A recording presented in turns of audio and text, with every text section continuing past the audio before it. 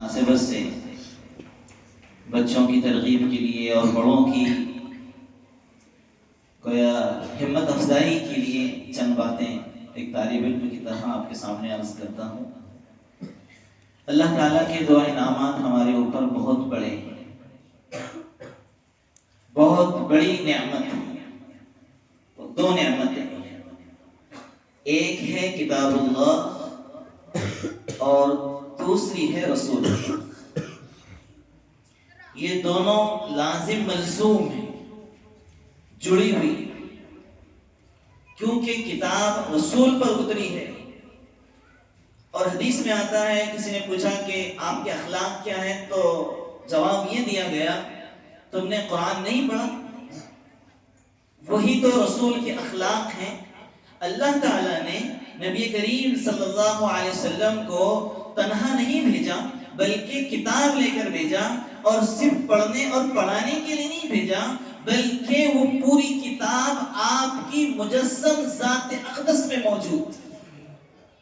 ایک طرف وہ الفاظ، ایک طرف وہ کاغذ اور اس میں منقوش، اس میں جو سطرے، اور دوسری طرف اگر دیکھنا چاہے چلتا پھرتا قرآن تو رسول خدا صلی اللہ علیہ وسلم کی شکل میں موجود۔ تو اللہ کے رسول سے محبت اس کتاب سے محبت تقاضا کرتی ہے۔ اس کتاب سے محبت کا مطلب رسول خدا سے محبت ہوا کرتی ہے۔ کتابیں تو اور بھی ہیں، بہت ساری کتابیں ہیں، لیکن یہ کتاب بالکل نرالی شان رکھتی ہے اور عجیب شان رکھتی ہے۔ کتاب کی حیثیت سے یہ بھی ایک کتاب اور دیگر کتاب، لیکن اس کتاب کی ایک الگ ہی مزہ ہے، جیسے ابھی تذکرہ ہو رہا تھا۔ اس کتاب میں سب سے بڑی خصوصیت یہ ہے کہ سب سے زیادہ پڑھی جانے والی کتاب دنیا میں وہ قرآن ہے، وہ کتاب ہے جس کو آپ پڑھ رہے ہیں، سب سے زیادہ۔ اور کتنی؟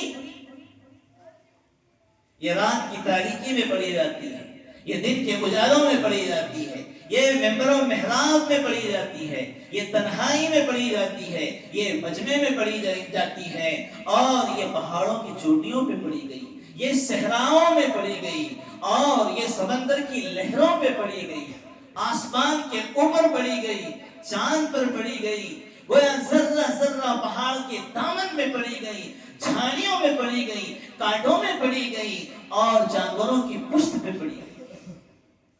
کوئی جگہ نہیں بچی جہاں نہیں پڑھی گئی۔ اور پڑھی بھی کیسے گئی؟ سنیے، پڑھی بھی کیسے گئی۔ ایک شخص مسجد میں داخل ہوا، وہ کہتا ہے نام مجھے معلوم نہیں، وہ کہتا ہے کہ میں نے دیکھا کہ ایک شخص مسجد میں نماز پڑھ رہا تھا، میں نے ان کے پیچھے نیت باندھ لی، اور میں سوچنے لگا کہ اب رکوع کریں گے تب رکوع کریں گے۔ تہائی قرآن پڑھ لیا، یعنی 10 پارے پڑھ لیے، رکوع نہیں کیا۔ پھر میں نے سوچا آدھا قرآن پڑھیں گے رکوع کریں گے، یعنی 15 پارے پڑھیں گے رکوع کریں گے، رکوع نہیں کیا۔ پورا کا پورا قرآن ہی ایک رکعت میں پڑھ دیا۔ نماز پوری کی، رات کی تنہائی ہے، ظاہر بات ہے اس طرح کی روشنی تو ہوا نہیں کرتی تھی پہلے مسجدوں میں، معلوم نہیں کون ہے۔ فَلَمَّا انصَرَفَ فَلَمَّا رَأَيْتُهُ فَإِذَا هُوَ أَبُو حَنِيفَةَ رَحِمَهُ اللَّهُ، کہ جب وہ پلٹے نماز پوری کی تو میں نے دیکھا کہ وہ تو امام ابو حنیفہ رحمۃ اللہ، حضرت عثمان رضی اللہ عنہ ایک رکعت میں پورا قرآن پڑھ لیا کرتے تھے۔ دنیا کی کوئی کتاب ایسی نہیں، اتنے شوق کے ساتھ، اتنے ذوق کے ساتھ، اتنے مزے اور لذت کے ساتھ کہ رات کی وہ طوالت کا بھی اندازہ نہ ہو، اور آدمی جو ہے پڑھتا چلا جائے، پڑھتا چلا جائے۔ اور یہ قریب زمانے میں اگر دیکھیں تو فضائل اعمال کے مصنف مولانا زکریا رحمۃ اللہ، یہ حفظ ہوا ان کا، حفظ ہوا، خالہ کے ہاں گئے، خالہ نے کہا کہ بھانجے سنا ہے تم حافظ ہو گئے ہو؟ تو کہا ہاں حافظ ہو گیا۔ تو کہا ہمیں بھی سناؤ۔ تو کہنے لگے مجھے وضو ہے، آپ بھی مجھے وضو کر لیجئے، میں آپ کو نماز میں سناتا ہوں۔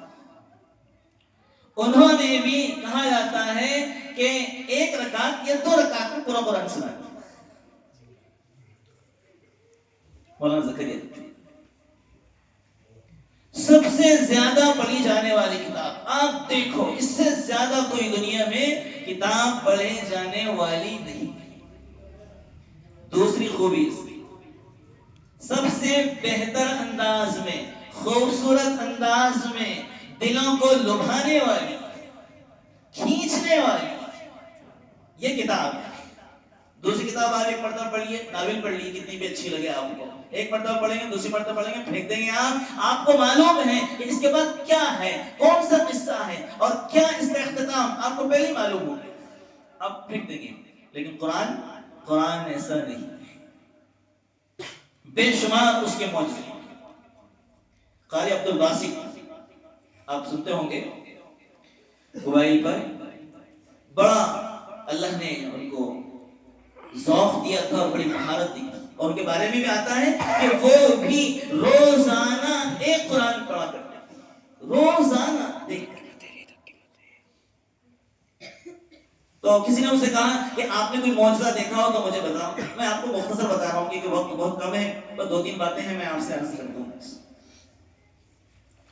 تو نے کہا کہ ہاں میں نے معجزے تو بہت دیکھے ہیں، اور ایک معجزہ انہوں نے بتایا کہ مصر کے تھے اور جمال عبد الناصر جو ہے وہاں کے صدر تھے، تو انہوں نے جو ہے ان کو وہاں لے کر گئے، روس، اس زمانے میں جو کمیونزم کا بہت زور تھا، تو انہوں نے سوچا کہ مجھے لے جاتے کہ مسلم ملکوں میں لے جاتے، پاکستان میں لے جاتے، سعودی عرب میں لے جاتے مجھے سننے کے لیے، وہاں تو ملحد لوگ ہیں، اللہ کے انکار کرنے والے، قرآن سے ان کو کیا لینا دینا۔ تو بہرحال صدر کا حکم تھا، لے کر گئے۔ اب وہ اعیان سلطنت جس کو بولتے ہیں، لیڈران بڑے بڑے، ان کے سامنے پیش کیا۔ جمال عبد الناصر نے کہا کہ ان کا سنو یہ کیا کہتے ہیں، اس کے بعد بات آ گئی۔ انہوں نے سورہ طٰہٰ ما انزلنا علیک القرآن لتشقیٰ، یہ وہی صورت ہے جس کو دیکھ سن کر حضرت عمر رضی اللہ عنہ جیسے آدمی کا دل بھی پگھل گیا، وہ انہوں نے وہاں پہ ایک رکوع پڑھا، آنکھیں بند کر لی اور پڑھتے گئے، اور جب رکوع پورا کیا، آنکھیں کھولی تو دیکھا کہ جمال عبد الناصر تو رو ہی رہے تھے، وہ تو مسلمان تھے، ان کا اتنا تعجب کی بات نہیں، وہ جو ملحد تھے، اللہ کا انکار کرنے والے، ان کی آنکھوں سے ٹپ ٹپ ٹپ ٹپ آنسوؤں کی لڑی جو ہے بہہ رہی تھی۔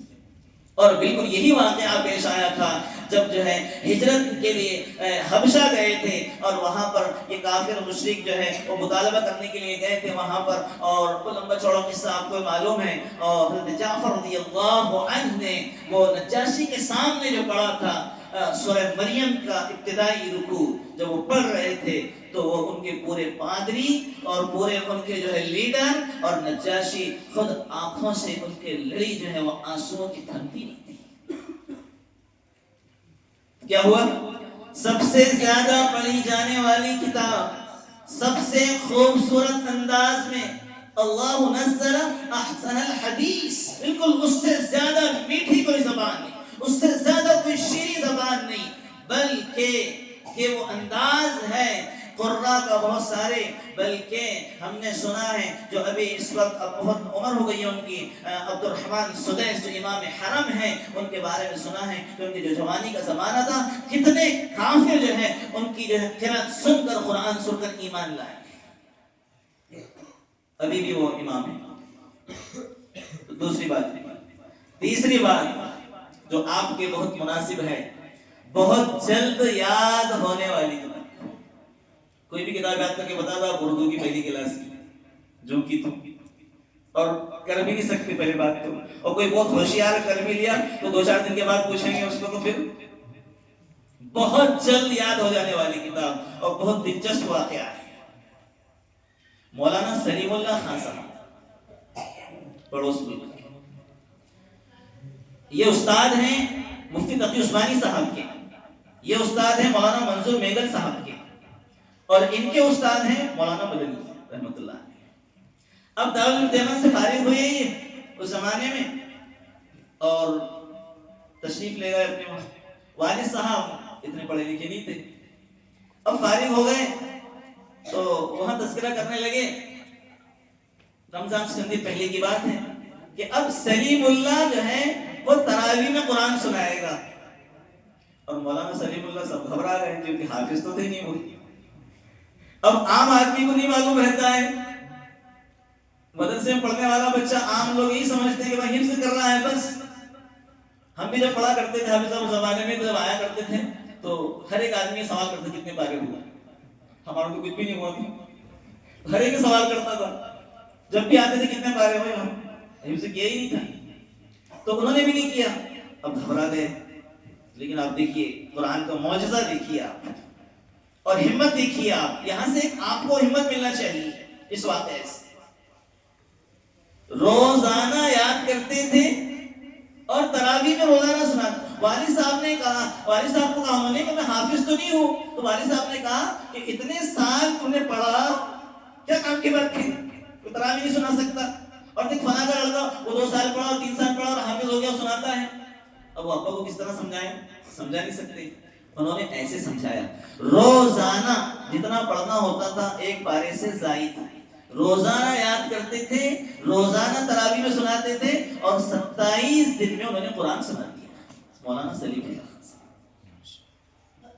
اور یہی واقعہ مولانا قاسم نانوتوی رحمۃ اللہ علیہ کے بارے میں بھی آتا ہے. جب وہ سفر پہ جا رہے تھے حج کے لیے، اس وقت بہت پہلے نکلا کرتے تھے، یا کوئی اور سفر رہا ہوگا تو چاند دکھ گیا جہاز میں، اب کوئی حافظ نہیں، تو حضرت بھی یہی کیا کرتے تھے کہ روزانہ ایک پارہ یاد کرتے تھے اور اس کو تراویح میں سنایا کرتے تھے. ایک اور واقعہ آپ کو بتاؤں، یہ تو 27 دن کا ہو گیا. اس سے بھی کم دن کا واقعہ، ایک شخص جو ہے ایک بچے کو امام ابو حنیفہ رحمۃ اللہ علیہ کے پاس لائے کہ اس کو اپنے شاگرد میں قبول کیجئے اور اس کو علم سکھائیے. تو انہوں نے پوچھا تمہارا بچہ حافظ ہے؟ تو انہوں نے کہا کہ حافظ نہیں ہے. تو حضرت نے کہا کہ ہمارے شرط ہے، ہم اس بچے کو داخل کرتے ہیں اپنے ہاں جو حافظ ہو، اس کو حفظ کرائیے، اس کے بعد لے کر آئیے. تو بیچارہ لے کر چلا گیا. 1 ہفتے کے بعد پھر آ گیا، حضرت لے لیجیے اس کو. تو حضرت نے کہا کہ بھائی تم سے کہا تو تھا کہ اس کو حفظ کرا کے لائیے، ہمارے یہاں حافظ چاہیے بچہ آگے پڑھنے کے لیے. تو وہ آدمی کہنے لگا حضرت یہ حافظ ہو چکا ہے، 7 دن میں اس نے حفظ کر لیا ہے. 1 ہفتے میں امام صاحب نے اس کا امتحان لیا تو وہ کھڑا اترا. اس بچے کو آج امام محمد حسن الشیبانی کے نام سے جانتے ہیں. امام محمد کہتے ہیں، جو امام صاحب کے شاگرد کہلاتے ہیں. اور ایسا نہیں کہ اس زمانے کی بات ہے، آج بھی یہ چیزیں ہو رہی ہیں. امام شافعی رحمۃ اللہ علیہ نے 7 سال کی عمر میں قرآن حفظ کر لیا تھا. بہت سارے گزرے ہیں، اور آج بھی 3 مہینے 4 مہینے 1 سال. عبد الرحمن سدیس صاحب، انہوں نے بھی 1 سال کے عرصے میں حفظ کیا، 12 سال کی عمر تھی. ابھی کچھ دن پہلے کی بات ہے، وہاں پہ ترکی میں ایک بچے نے 1 رکعت میں قرآن سنایا. ابھی کی بات ہے، پچھلے مہینے. تو قرآن کو بہت آسان کیا اللہ نے. یعنی ہماری عقلیں نہیں، ہماری ذہانت نہیں، یہ اللہ کے کلام کا اعجاز جو سینوں میں اترتا ہے، اترتا چلا جاتا ہے، گھر کرتا چلا جاتا ہے اور جگہ پکڑتا چلا جاتا ہے.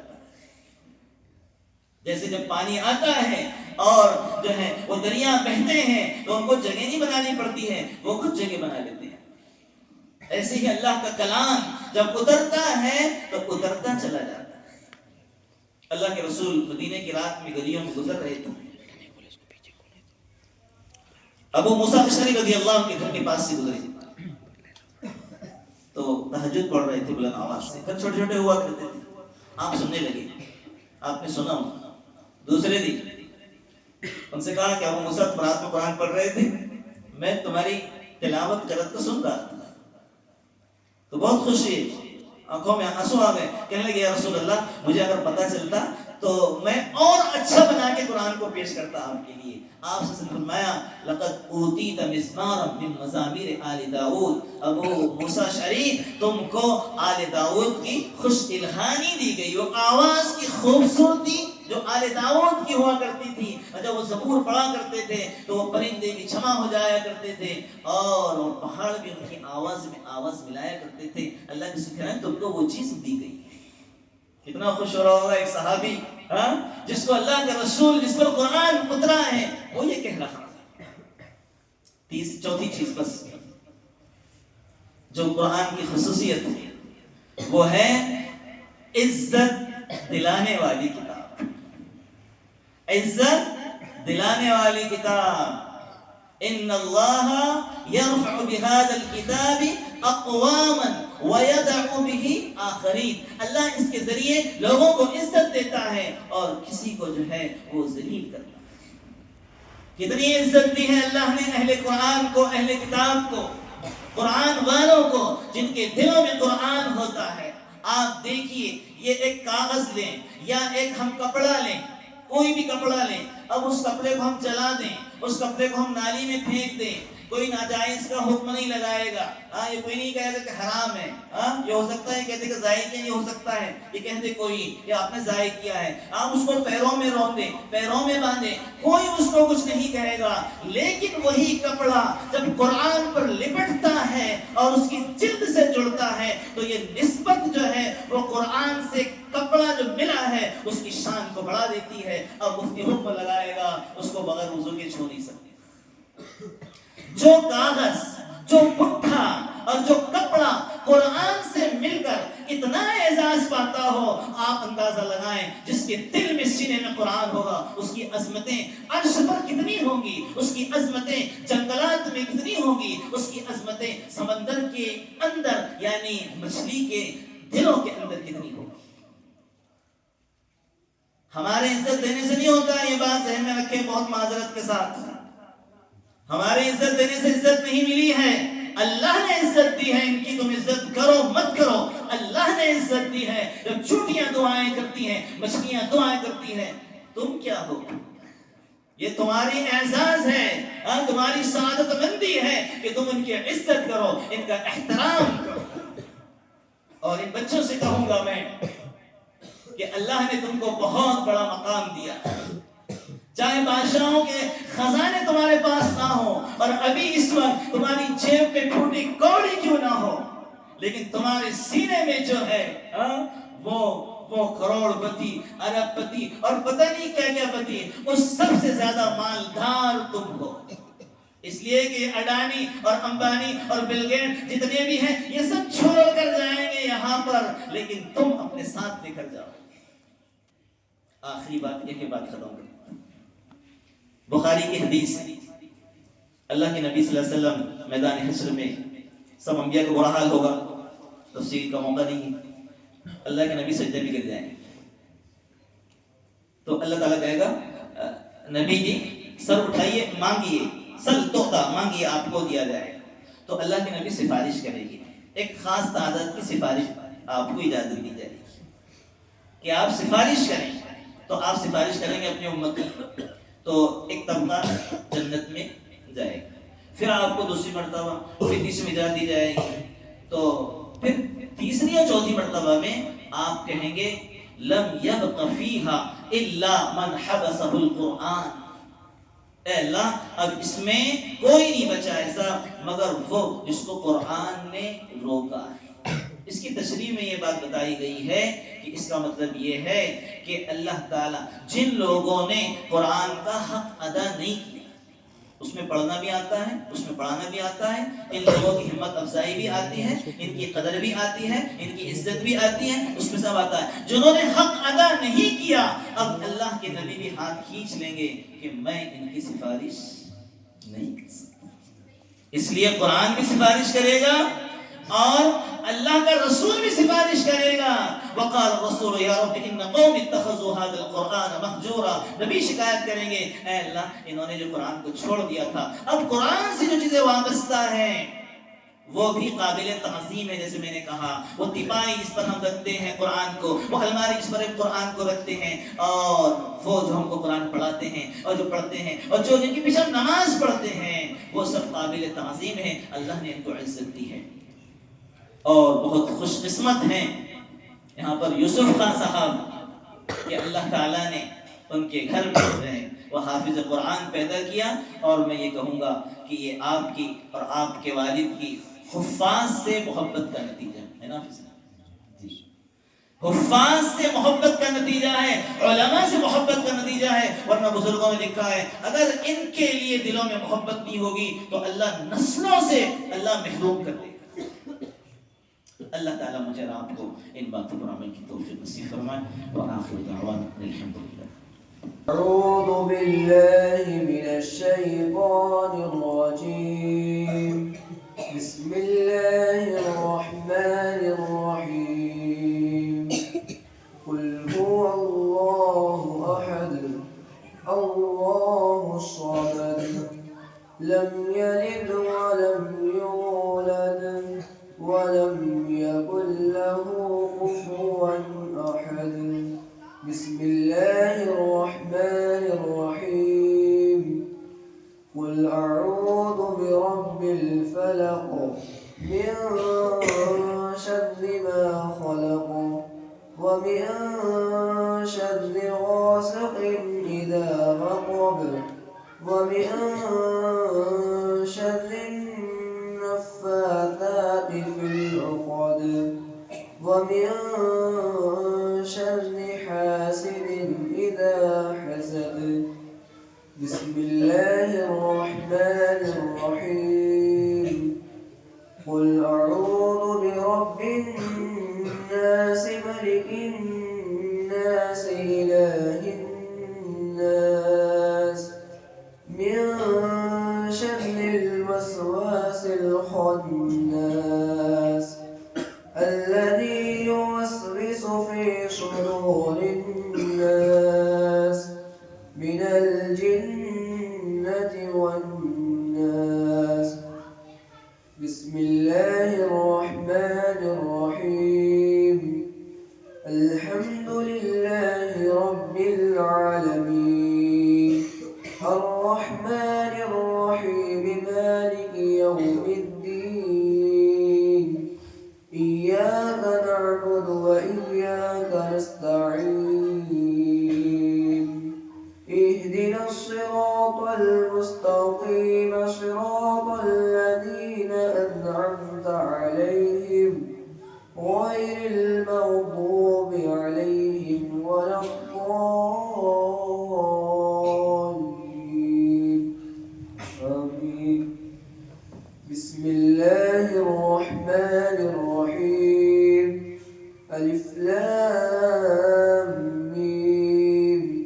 ذلك الكتاب لا ريب فيه هدى للمتقين الذين يؤمنون بالغيب ويقيمون الصلاة ومما رزقناهم ينفقون. والذين يؤمنون بما أنزل إليك وما أنزل من قبلك وبالآخرة هم يوقنون. أولئك على هدى من ربهم وأولئك هم المفلحون. صدق الله العظيم. بسم الله الرحمن الرحيم. اللهم آنس وحشتي في قبري. اللهم ارحمني بالقرآن العظيم واجعله لي إماما ونورا وهدى ورحمة. اللهم ذكرني منه ما نسيت وعلمني منه ما جهلت